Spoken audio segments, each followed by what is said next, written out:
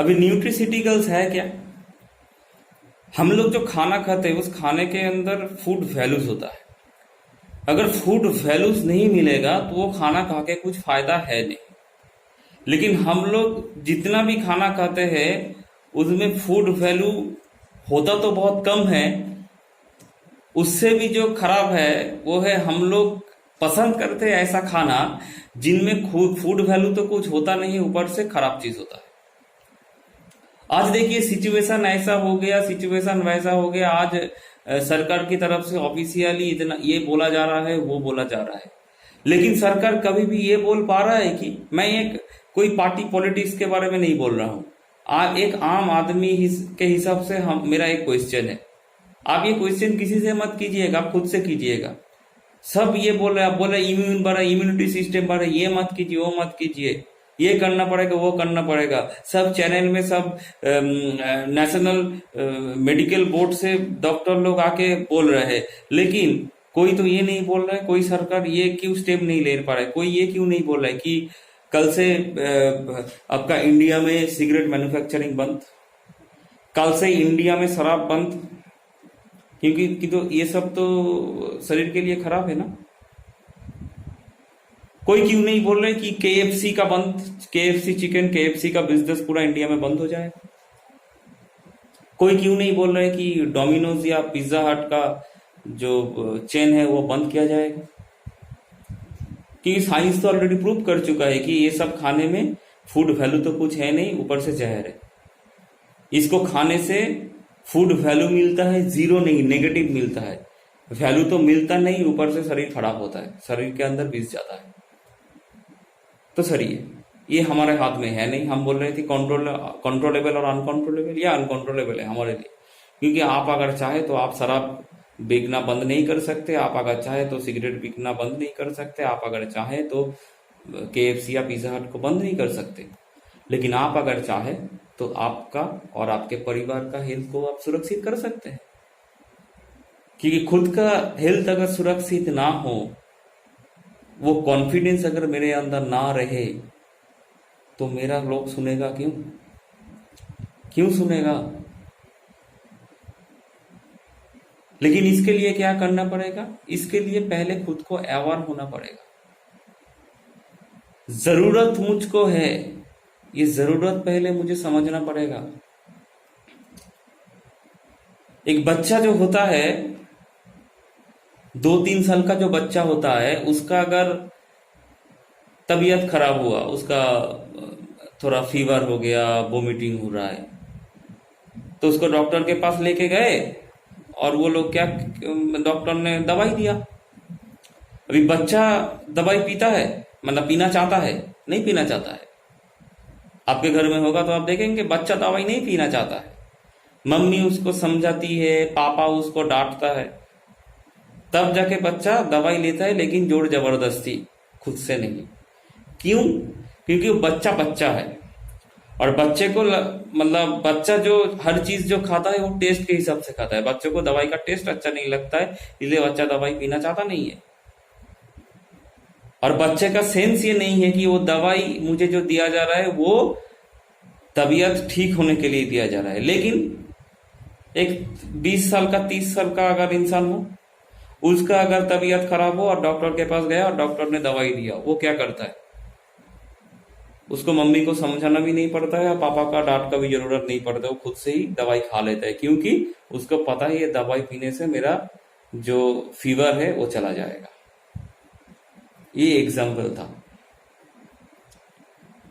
आज हम लोग बड़े हो चुके हैं, और उसके भी आगे अगर देखा जाए, आज का जो सिचुएशन है वो मैंने जो शुरू में बोला था, मैंने प्री कोविड-19, मतलब pre corona and post corona.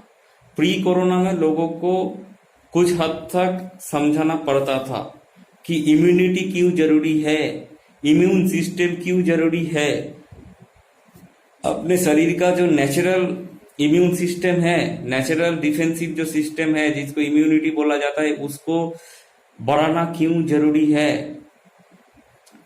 आज कोविड-19 के वजह से पोस्ट कोविड-19 या पोस्ट कोरोना अगर बोला जाए, आंसर मिल गया क्योंकि WHO और हर बड़ा बड़ा डॉक्टर ये बोल रहा है कि ये तो शुरुआत है, ऐसा वायरस आगे भी आएगा, आगे भी आएगा। 5 साल बाद आ सकता है, 10 साल बाद आ सकता है, इससे थोड़ा कमजोर भी आ सकता है, इससे थोड़ा ज्यादा जोर का भी आ सकता है। बचने का उपाय बस एक ही है, वो है खुद का इम्यून सिस्टम को बढ़ाना पड़ेगा।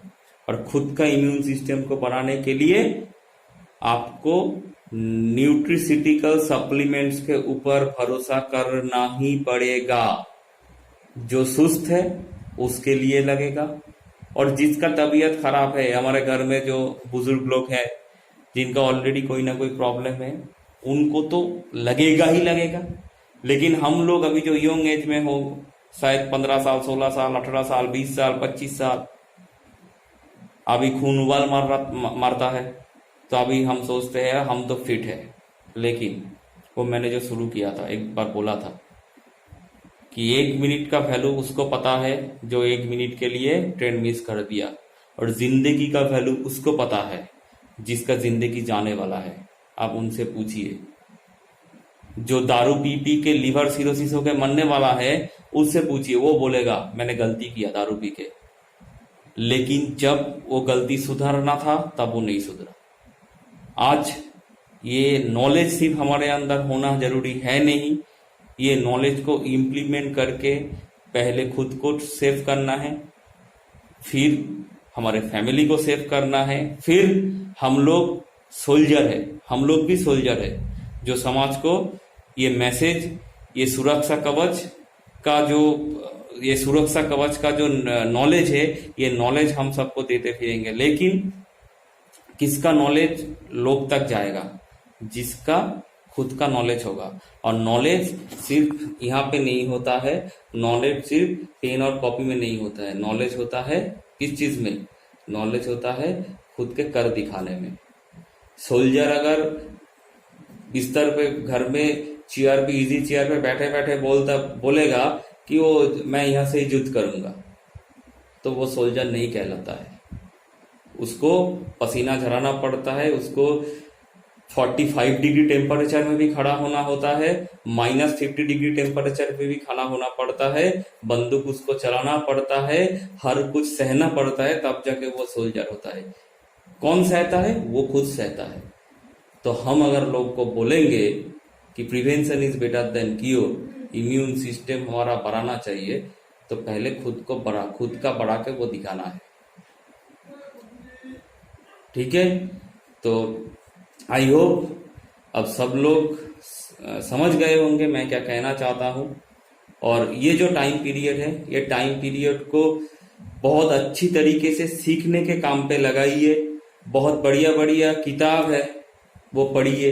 अगर किताब नहीं है तो बढ़िया बढ़िया जो पिक्चर है, फिल्म है, फिल्म मतलब लव स्टोरी नहीं, मेरी कॉम है, जैसे गुरु बोल के एक पिक्चर है जो अभिषेक बच्चन और ऐश्वर्या राय का है। हम हिंदी पिक्चर के बारे में ही बोल रहे, इंग्लिश नहीं बोल रहे। गुरु हुआ आपका, मेरी कॉम हुआ आपका, भाग मिल का भाग हुआ, या फिर चक दे इंडिया हुआ, ऐसे बहुत सारा पिक्चर है।